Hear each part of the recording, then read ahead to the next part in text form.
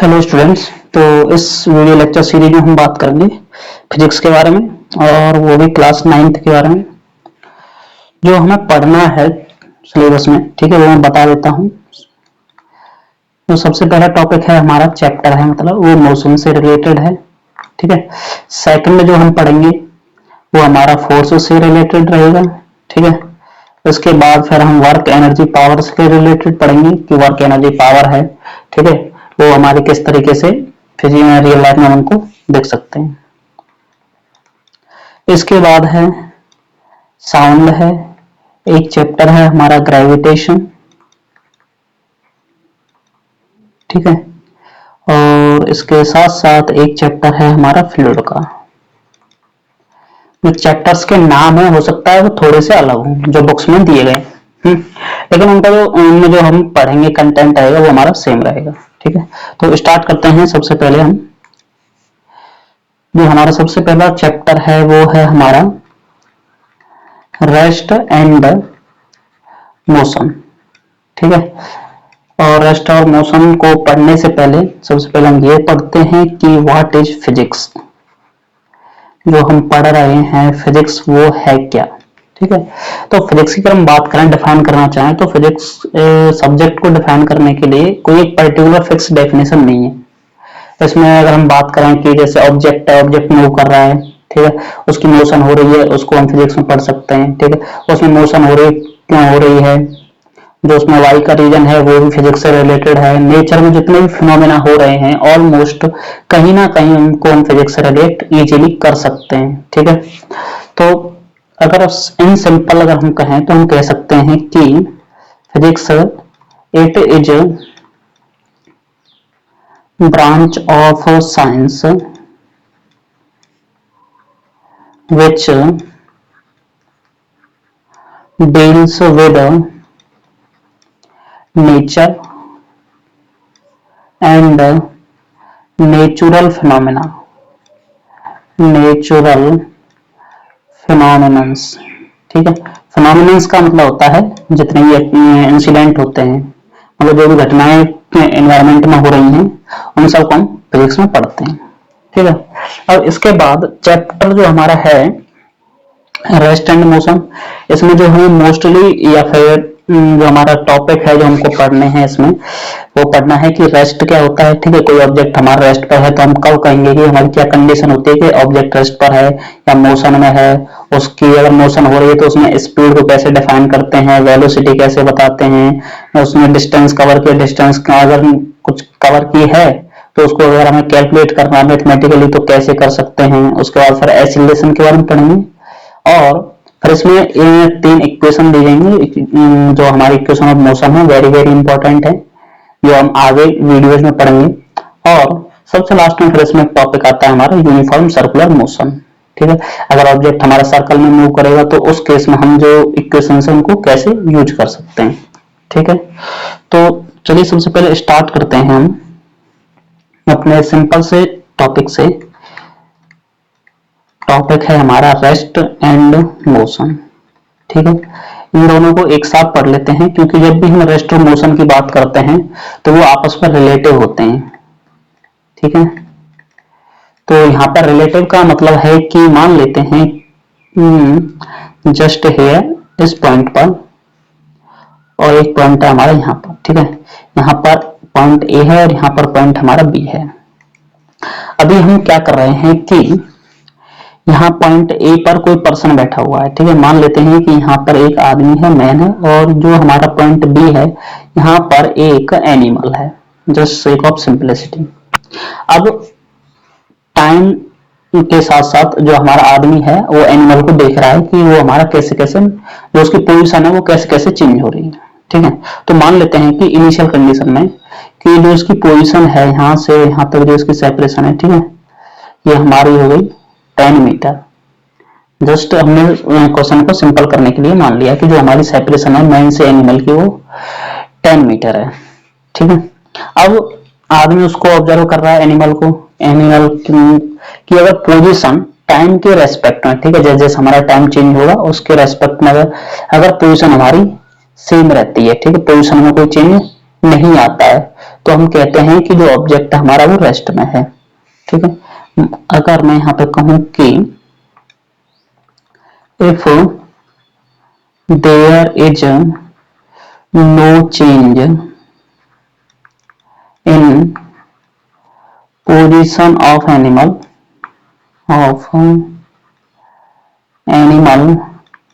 With respect to man. ठीक है, man के रेस्पेक्ट में अगर एनिमल की पोजीशन में कोई चेंज नहीं आ रहा है तो हम कहेंगे कि जो हमारा एनिमल है वो रेस्ट पर है विद रेस्पेक्ट टू मैन। ठीक है, देन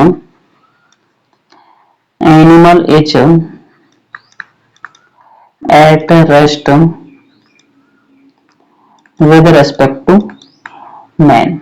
ठीक है, तो अब दूसरे शब्दों में हम कह सकते हैं कि जो हमारा मैन है यहाँ पर, ठीक है, ये मैन, ये हमारा ऑब्जर्वर है। ठीक है, क्योंकि ये ऑब्जर्व कर रहा है। तो अगर हम बात करें रेस्ट ऑफ मोशन, अगर रेस्ट को डिफाइन करना चाहें, अगर जो हमारा ऑब्जर्वर है, जब वो ऑब्जर्वेशन कर रहा है, उस वक्त जो उसकी पोजीशन है ऑब्जेक्ट की वो चेंज नहीं होनी चाहिए उसके रेस्पेक्ट में। ठीक है, जिस पोजीशन में है उस पोजीशन में रहना चाहिए, जिस डायरेक्शन में है डायरेक्शन सेम रहनी चाहिए। अगर ये चीजें हमारी सेम रहती हैं, पोजीशन और डायरेक्शन, तो इसका मतलब ये है कि जो हमारा ऑब्जेक्ट है वो रेस्ट में रहेगा। लेकिन अगर पोजीशन है या फिर डायरेक्शन उसकी चेंज हो जाती है तो हम कहेंगे कि जो ऑब्जेक्ट है वो मोशन में है। ठीक है, अब मान लेते हैं सेकंड कंडीशन। सेकंड कंडीशन मान लेते हैं कि सेम यही। ठीक है, यहाँ पर एनिमल है, यहाँ पर ए मतलब मैन है यहाँ पे, और यहाँ पर ये एनिमल है। अब जो एनिमल है इसके चारों तरफ घूम रहा है। ठीक है, ऐसे ही। लेकिन अभी यहाँ पर कंडीशन ये है कि जो इसकी सेपरेशन थी ए से मतलब मैन से, वो हमारी 10 मीटर थी, अब यहाँ पर भी 10 मीटर है। ठीक है, तो अभी यहाँ पर हम देखें तो जो उसकी सेपरेशन है मैन से एनिमल की वो तो सेम है, लेकिन जो उसकी डायरेक्शन है वो लगातार चेंज हो रही है। जब डायरेक्शन चेंज हो रही है तो इसका मतलब ये है कि जो हमारा एनिमल है वो मोशन में है, as in motion with respect to man. ठीक है, अब हम बात करें अगर एनिमल की, अगर एनिमल अगर मैन को ऑब्जर्व करे तो क्या होगा।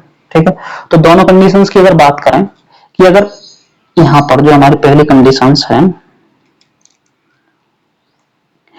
जो ऑब्जर्वर है जब इसको एनिमल को देख रहा है, अगर ये रेस्ट में है, ठीक है, ऑब्जर्वेशन कर रहा है, ये रेस्ट में है, तो एनिमल जब ऑब्जर्वर को चेक देखेगा तो उस केस में जो ऑब्जर्वर है वो भी रेस्ट में रहेगा।